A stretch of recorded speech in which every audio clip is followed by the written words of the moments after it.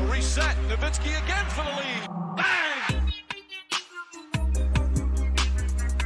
What's up, Mavs fans? Welcome into All Things Mavs. I'm your host, Jimmy Crowther, breaking down the Mavs 122-117 clutch victory over the rival San Antonio Spurs. A clutch game from Luka Doncic, another near triple-double, just one single rebound away. A good game from Porzingis, a good game from Jalen Brunson, and a good game from Tim Hardaway Jr. I'm going to tell you how the Mavs pulled this one out, why it shouldn't have been as close as it was, and then break down the box score and give you some stats as well. And also kind of talk about what this means for tomorrow's game against the Houston Rockets. So Dallas comes into this one fresh off a win against the Indiana Pacers, who is a very solid team. Obviously, they were without Miles Turner. And then they got to go up against the San Antonio team, who's 8-7, and they've played some quality opponents this year, and they've beaten some quality opponents this year as well. They beat both LA teams. They've beaten the Portland Trail Blazers, and they know how to win these games because of guys like coach like Greg Popovich. They've also beaten the Grizzlies and the Toronto Raptors, a Raptors team that Dallas has already lost to this year. So they come in a game over 500, and the Mavs find a way to win this game, although it wasn't as pretty as it should have been.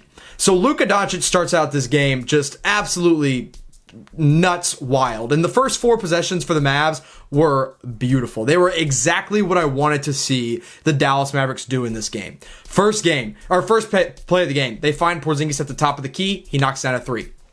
Second play, they find Porzingis on a mismatch down low. He turns around, nice little fadeaway mid-range jump shot. He knocks it down.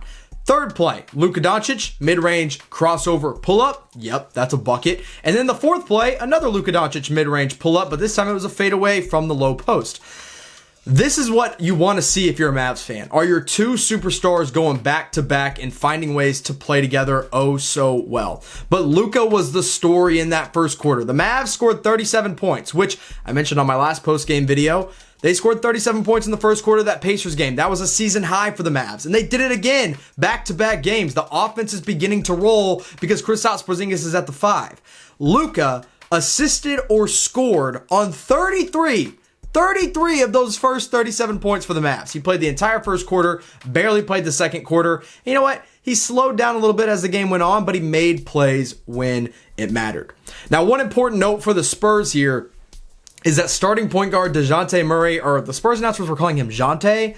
I thought it was DeJounte. It's spelled DeJounte, so I'm going to keep saying it like that. But DeJounte Murray went down with an ankle sprain in the second play of the game. He was the one that got switched on to Kristaps Porzingis when Porzingis turned around and made a little mid-range jumper over him. And then Murray landed on his ankle, twisted it, and he was out within the first 2 minutes of that game. And he was going to be the primary defender on Luka, according to the Spurs announcers. And you know what? Luka took advantage of him not being there. He goes off, scores 36 points, has 11 assists, and 9 rebounds. You can't ask for much more from an MVP candidate. So the Mavs really, after that first quarter, it was 37-34. Not a lot of defense being played in the first. And then they won the second quarter pretty big, 31-24. So at halftime, they go up by 10 points going into the half.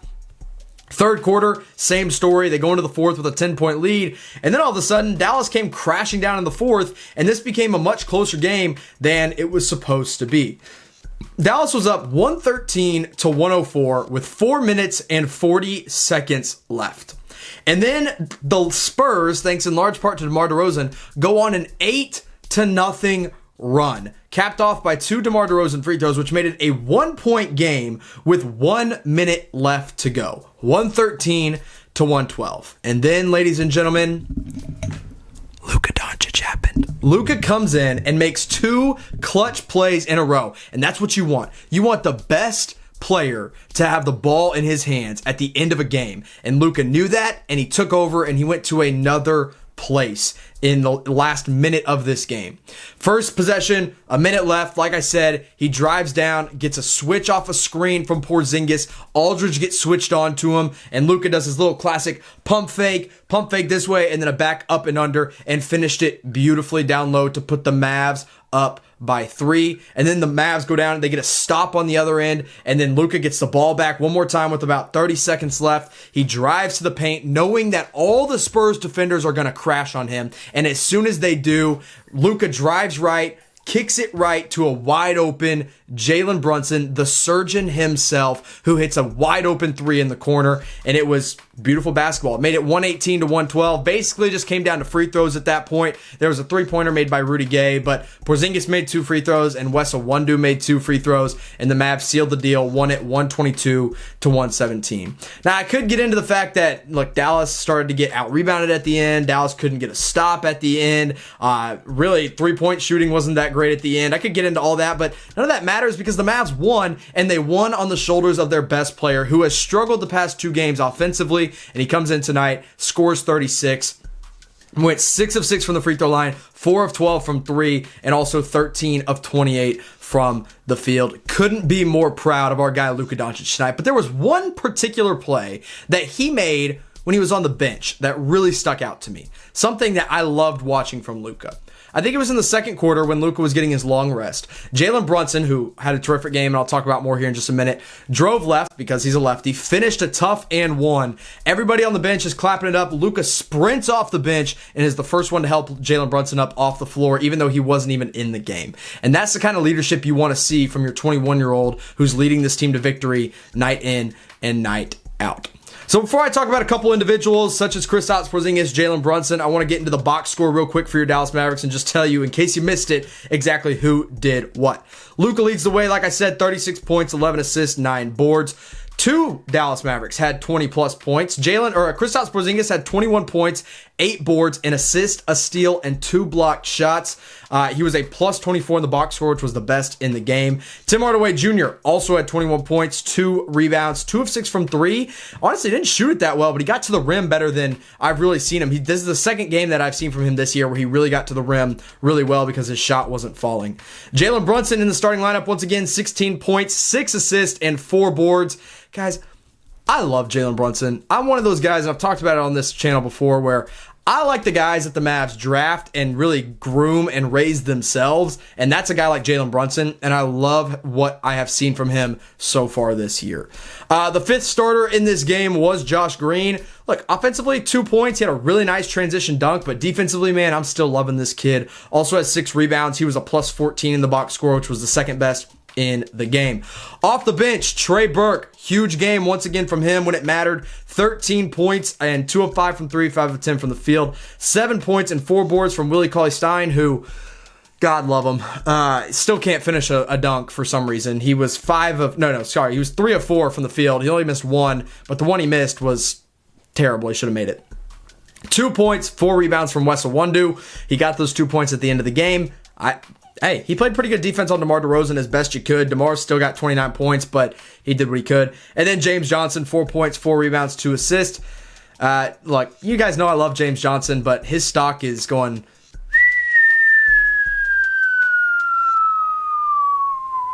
here in January. It has not been good. He was a minus 15 in the game, which was the worst in the game. So that's the box score for your Mavs. If you want to see the box score for the Spurs, I'll put the link in the comments or in the description, but most of you guys probably aren't here for the Spurs, so I'm not going to waste my time. But I want to talk about Porzingis here because I mentioned it in my preview that the Mavs should go to Porzingis early and they should go to him often, and that's what they did. The first quarter was his best quarter by far, and then he came alive again in the fourth. He's kind of quiet in the middle, second and third there. He had a nice alley-oop that he finished from James Johnson. He didn't rebound the ball extremely well. There were some plays where I think he looked a little tired. I mentioned this on my Twitter account, which is, as you can see, at all_things_Mavs if you don't follow me already. But this was the first game that I saw from KP where he looked a little gassed. And this Spurs team likes to run and gun, and they ran and gunned. I don't know. They did that all game long, and Porzingis obviously started to get a little bit more tired than he usually does, but he still finished the game strong, and he started the game strong, and he shot better than really most of the season. He shot 80% in that Indiana game, but he shot 50% in this one, 7 of 14, 3 of 5, and the Mavs went to something that I haven't seen them go to yet with Porzingis, and that's that little mid-range post-up where he gets a switch, just turns around and shoots over the guy's 7'3". Why wouldn't he do that every time? I love that play, and it worked a lot in this game. It's such a pure shot, and when he gets it off over a smaller defender, it's beautiful, and it worked like a charm in tonight's game. So really happy with the game I got from KP. Defensively, he made his presence known. He got out-rebounded a couple times, and he got kind of out-muscled a few times, but ultimately, really happy with his game. And then Jalen Brunson. Again, man, when Luka's off the floor, he is the Mavs creator and he is the Mavs playmaker, and he is continuing to show that he can handle that responsibility. And that is huge for the Dallas Mavericks. And they need him to continue to be stable in that area. He was 3 of 5 from 3, 6 of 11 from the field. He gets to, okay, so here's my thing with Brunson. We got to remember, he missed a lot of time because he tore his labrum. So he didn't play in the bubble. He didn't play in the last really half of the season last year. And then he comes back after a really long absence. First few games looked really shaky. His point of decision making was really off early on in the season. And when you're like, Jimmy, what's point of decision making? Basically, Luka drives knowing what he's going to do on his drive. Jalen Brunson would get into a rhythm early on where he would drive to the basket, get all the way to the rim, and then decide what he's going to do. And that often turned into a turnover.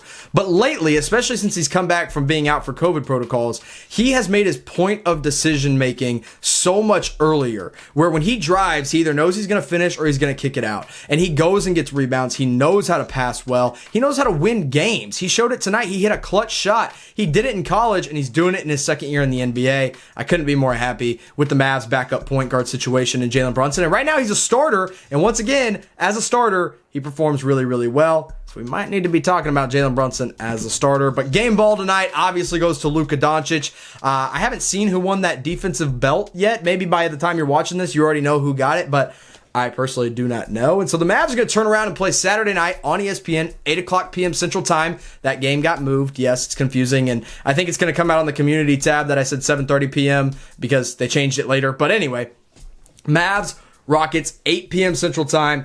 Very interesting note that came out tonight. Christian Wood is listed as doubtful against the Mavs in that game on Saturday night. And I'm going to say it right now. I'm not going to do a full game preview Saturday morning. Well, maybe I will. Who knows? I could make a decision later. My point of decision making always isn't that early either. But Christian Wood is doubtful for that game against the Dallas Mavericks. And that is huge because that allows Kristaps Porzingis to really come in. And once again, much like he did tonight with LaMarcus Aldridge, show that he can dominate. It's going to be DeMarcus Cousins. He hasn't been that good this year. And so this is going to be a fun Rockets-Mavs matchup. But I think the Mavs are going to have a really good chance to take this one when they play against the Houston Rockets.